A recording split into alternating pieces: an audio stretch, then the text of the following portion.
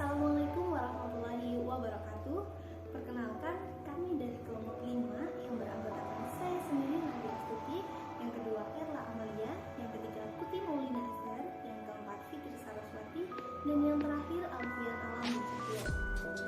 Pada kesempatan kali ini, kami membuat video untuk membagi tugas mata kuliah teori ekonomi makro Islam yang diajarkan oleh Ibu Fizik dengan pembahasan perekonomian 4 sektor dalam ekonomi Islam. Untuk topik bahasannya, yang pertama ada pengertian perekonomian 4 sektor, yang kedua faktor penentu ekspor dan impor, yang ketiga syarat keseimbangan perekonomian terbuka, yang keempat keseimbangan dalam perekonomian terbuka, dan yang terakhir perubahan keseimbangan. Pada poin pertama, pengertian perekonomian 4 sektor akan dijelaskan oleh Mas Alfian Alam. Kepadanya kami persilakan. Ya, saya Alfian Alam, saya akan menjelaskan tentang pengertian perekonomian 4 sektor atau perekonomian terbuka. Perekonomian 4 sektor atau perekonomian terbuka merupakan sistem ekonomi yang melakukan kegiatan hubungan ekonomi dengan negara lain melalui kegiatan ekspor dan impor. Melakukan perdagangan internasional merupakan kegiatan yang lazim dilakukan oleh berbagai negara. Semenjak berabad-abad yang lalu, ketika berbagai perekonomian masih belum begitu berkembang, perdagangan ekspor dan impor telah dilakukan. Dalam perekonomian terbuka, sektor-sektor ekonominya terdiri dari 4 golongan. Yang pertama, sektor rumah tangga. Sektor rumah tangga merupakan sektor yang terdiri atas kumpulan individu yang dianggap homogen dan identik. Yang kedua, sektor perusahaan. Sektor perusahaan merupakan sektor yang terdiri atas sekumpulan perusahaan yang memproduksi barang dan jasa. Yang ketiga, sektor pemerintah. Sektor pemerintah merupakan sektor yang memiliki kewenangan mengatur kegiatan masyarakat dan perusahaan. Yang keempat atau yang terakhir, sektor luar negeri. Sektor luar negeri merupakan sektor perekonomian dunia di mana kegiatan perekonomiannya melakukan transaksi ekspor dan impor. Perlu disadari bahwa perekonomian terbuka tidak selalu mendatangkan keuntungan. Jika melakukan kegiatan impor secara berlebihan akan mengurangi kegiatan perekonomian dalam negeri. Hal tersebut terjadi dikarenakan banyaknya konsumen yang menggunakan barang-barang luar negeri, nilai mata uang domestik juga akan mengalami penurunan apabila adanya ketidakseimbangan pengaliran uang dari dalam negeri ke luar negeri yang disebabkan oleh modal dalam negeri akan mengalir ke luar negeri. Namun jika dilihat dari sisi positifnya, kegiatan impor dapat memberikan sumbangan pada pertumbuhan ekonomi dalam negeri. Misalnya, industri-industri dalam negeri dapat mengimpor peralatan, mesin-mesin dan bahan-bahan yang diperlukan dalam operasi industri. Ya, sekian dari saya. Terima kasih. Ya, terima kasih kepada Mas Alfian atas penjelasannya. Selanjutnya saya akan menjelaskan tentang faktor yang mempengaruhi ekspor dan impor. Nah, kali ini akan membahas tentang faktor yang mempengaruhi ekspor terlebih dahulu. Ekspor merupakan suatu kegiatan yang sangat penting bagi sebuah negara dalam perekonomian. Namun, tidak semua negara dapat melakukan hal tersebut. Ya, negara tersebut atau negara yang dapat melakukan ekspor apabila suatu negara memiliki kebutuhan akan barang yang diproduksi dan pendapatan negara lain. Maksudnya, jika suatu perusahaan hendak melakukan kegiatan ekspor, maka barang atau produksi tersebut sebaiknya merupakan barang yang diperlukan atau dibutuhkan oleh negara lain, dan negara tersebut tidak dapat memproduksinya atau dapat memproduksinya akan tetapi tidak sesuai dengan keperluan atau kepentingan negara tersebut.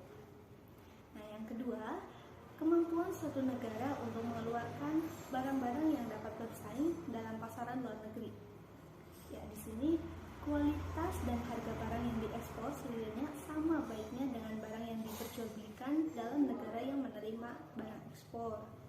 Nah, yang ketiga, perkembangan teknologi. Salah satu penyebab yang dapat mempengaruhi penyebaran atau perluasan ekspor dan berkembangnya jenis barang yang diekspor merupakan perkembangan teknologi. Nah, poin yang keempat tentang perubahan cita rasa penduduk luar negeri. Ini nih, adanya perubahan selera masyarakat, pelaku ekspor harus mampu memanfaatkan peluang tersebut dengan membuat bisnis baru untuk memasarkan barang produksinya agar tidak kalah saing dengan produk luar negeri. Faktor yang kelima yaitu daya saing di pasaran luar negeri. Yang keenam, hubungan politik atau kerjasama antar negara. Nah, dengan adanya kerjasama atau kesepakatan antar negara yang telah dibuat antar negara tersebut, maka kegiatan ekspor tidak akan terhalangi oleh peraturan hukum atau peraturan perundang-undangan yang berlaku pada negara tersebut. Ya, selanjutnya saya akan menjelaskan tentang faktor-faktor penentu impor. Ada 4 poin yang akan saya jelaskan. Yang pertama, pendapatan nasional. Jika pendapatannya bertambah, maka orang-orang memiliki kesempatan membeli barang yang lebih banyak di luar negeri. Dan sebaliknya, jika pendapatan berkurang, maka orang-orang kekurangan potensi atau tidak mempunyai daya tarik beli barang maupun jasa di luar negeri. Poin yang kedua, perubahan cita rasa masyarakat atau kebutuhan dalam negeri yang terpenuhi oleh sektor negeri. Yang ketiga, inflasi merupakan suatu proses kenaikan harga dalam suatu perekonomian pada periode waktu tertentu. Pada dunia impor, inflasi terjadi karena adanya penawaran produk dalam negeri menurun, akan tetapi permintaan barang tersebut semakin tinggi. Faktor yang keempat, kemampuan suatu negara menghasilkan barang yang lebih baik mutunya. Apabila sebuah negara mampu menghasilkan produk-produk yang bermutu dan berkualitas, maka kemungkinan masyarakat tidak akan berpaling kepada produk negara lain. Namun, apabila yang terjadi adalah sebaliknya, maka tidak menutup kemungkinan masyarakat akan lebih berminat mengkonsumsi barang luar negeri, sehingga permintaan akan naik dan menyebabkan pengimporan ke dalam negeri. Sekian dari saya, terima kasih.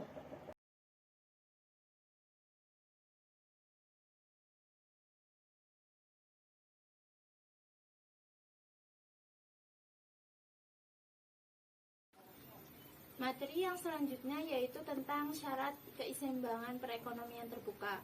Yang pertama yaitu efek perubahan ekspor dan impor terhadap keseimbangan pendapatan. Yang kedua, suatu contoh angka untuk menunjukkan keseimbangan dalam perekonomian terbuka dan perubahan keseimbangan tersebut. Keseimbangan pendapatan nasional akan dicapai apabila keadaan di mana penawaran agregat sama dengan pengeluaran agregat. Dalam perekonomian terbuka, barang dan jasa yang diperjualbelikan dalam negeri terdiri dua golongan barang, yaitu yang pertama, yang diproduksi di dalam negeri dan meliputi pendapatan nasional atau disebut Y. Yang kedua, yang diimpor dari luar negeri. Dengan demikian, dalam perekonomian terbuka, penawaran agregat atau AS terdiri dari pendapatan nasional atau Y dan impor atau M. Dalam rumus dapat dirumuskan sebagai AS sama dengan Y plus M. Sirkulasi aliran pendapatan dalam perekonomian terbuka telah menunjukkan bahwa pengeluaran agregat atau AE meliputi 5 komponen, yaitu pengeluaran rumah tangga ke atas barang produksi dalam negeri atau CDN, yang kedua investasi swasta atau I, yang ketiga pengeluaran pemerintah atau G, 4 ekspor atau X, 5 pengeluaran ke atas atau impor atau M. Sehingga dalam rumus dirumuskan AE sama dengan CDN plus I plus G plus X dan plus M. Pengeluaran rumah tangga terdiri dari pengeluaran ke atas barang dalam negeri C dan pengeluaran ke atas barang impor, maka dalam perekonomian terbuka berlaku persamaan C sama dengan CDN plus M atau AE C plus I plus G plus X. Dalam setiap perekonomian keseimbangan, pendapatan nasional dicapai apabila penawaran agregat atau AE. Dengan demikian, dalam perekonomian terbuka, keseimbangan pendapatan nasional akan tercapai apabila Y plus M sama dengan C plus I plus G plus X atau Y sama dengan C plus I plus G plus X min M. Yang selanjutnya yaitu suntikan dan bocoran dalam perekonomian terbuka. Dalam pendekatan suntikan bocoran, keseimbangan pendapatan nasional dalam perekonomian terbuka dicapai dalam keadaan sebagai berikut. I plus G plus X sama dengan S plus T plus M. Untuk menentukan keseimbangan pendapatan nasional dalam perekonomian terbuka diperolehlah pencapaian dalam kesamaan, yaitu pendapatan nasional Y yang telah dikurangi oleh pajak pendapatan perusahaan serta pendapatan nasional yang mengalir ke sektor rumah tangga dikurangi pula oleh objek pajak pendapatan individu. Sisa yang diperoleh merupakan pendapatan disposable atau YD. Maka dengan rumus YD sama dengan Y dikurangi pajak perusahaan dikurangi pajak individu atau YD sama dengan Y min T. Pendapatan disposable tersebut digunakan untuk tujuan-tujuan tertentu. Yang pertama untuk membeli barang buatan dalam negeri dan barang impor dengan rumus C sama dengan CDN plus M. Yang kedua untuk ditabung atau S.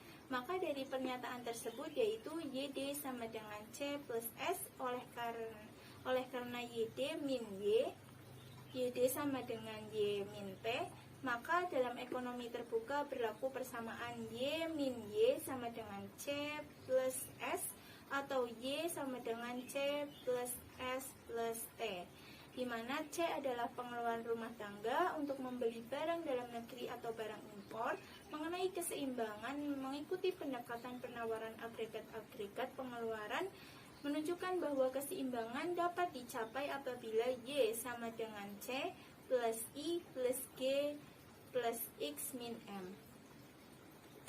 Dengan demikian, dalam perekonomian terbuka yang mencapai keseimbangan pendapatan nasional berlaku kesamaan dengan rumus C plus I plus G plus X min M sama dengan C plus S plus T atau I plus G plus X sama dengan S plus T plus M.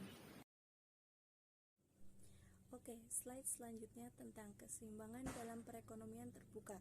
Jika penentuan keseimbangan pendapatan nasional memperhitungkan kegiatan ekspor dan impor, kegiatan ekonomi di satu negara sepenuhnya mencerminkan situasi yang sebenarnya.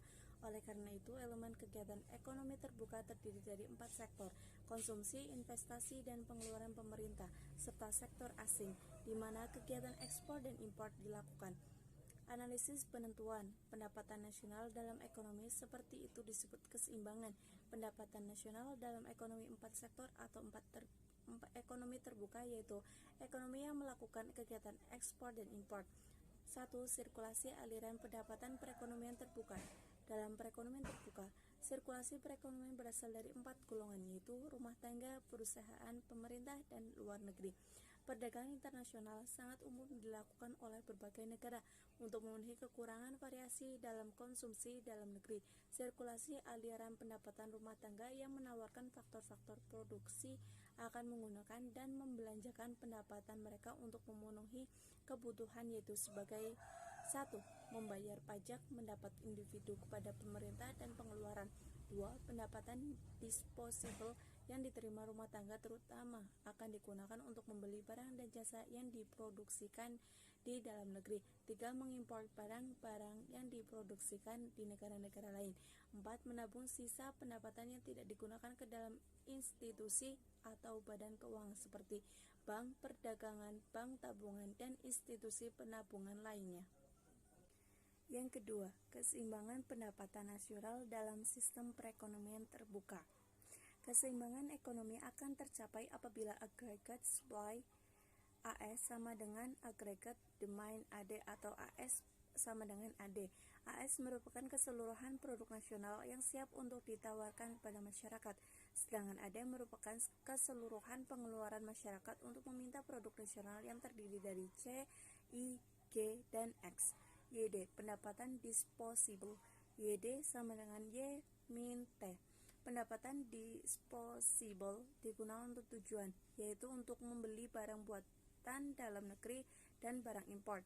C sama dengan CDN plus M, dan untuk ditabung S. Analisis perekonomian, keseimbangan perekonomian 4 sektor dapat dilakukan dengan 2 pendekatan. Yang pertama, pendekatan AE. AS sama dengan pengelolaan agregat AE. Y plus M sama dengan C plus I plus G plus X. Y sama dengan C plus I plus G plus X min M, di mana C pengeluaran rumah tangga dari pembelian barang dan jasa dalam negeri. I. Investasi swasta, G. Pengeluaran pemerintah, X. Komponen ekspor, dan M. Pengeluaran atas impor. Yang kedua, pendekatan kebocoran min suntikan, S plus T plus M sama dengan I plus G plus X. Sekian penjelasan dari saya. Terima kasih. Perkenalkan, nama saya Putri Molinasa. Di sini saya akan menjelaskan materi tentang perubahan keseimbangan. Perubahan pengeluaran rumah tangga, perubahan komponen-komponen suntikan dan bocoran akan menimbulkan perubahan keseimbangan pendapatan nasional. Kenaikan dalam pengeluaran agregat akan meningkatkan pendapatan nasional. Kenaikan AE atau pengeluaran agregat juga akan menimbulkan proses multiplier atau rasio di antara pertambahan pendapatan nasional dengan pertambahan pengeluaran agregat, sehingga pada akhirnya menyebabkan delta Y lebih besar daripada delta AE yang berlaku. Dalam perekonomian 4 sektor, nilai multiplier lebih kecil daripada nilai perekonomian 3 sektor karena perekonomian terbuka impor sebanding dengan pendapatan nasional. Persamaan impornya yaitu M sama dengan NY. Nilai M menyebabkan tingkat bocoran menjadi bertambah besar. Kenaikan tabungan, pajak, atau impor akan mengurangi pendapatan nasional. Proses multiplier akan menyebabkan pendapatan nasional berkurang lebih besar akibat kenaikan bocoran.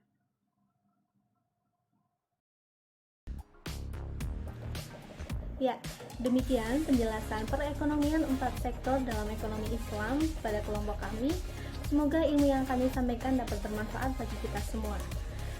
Mohon maaf apabila banyak kekurangan. Terima kasih telah menonton sampai akhir. Wassalamualaikum warahmatullahi wabarakatuh.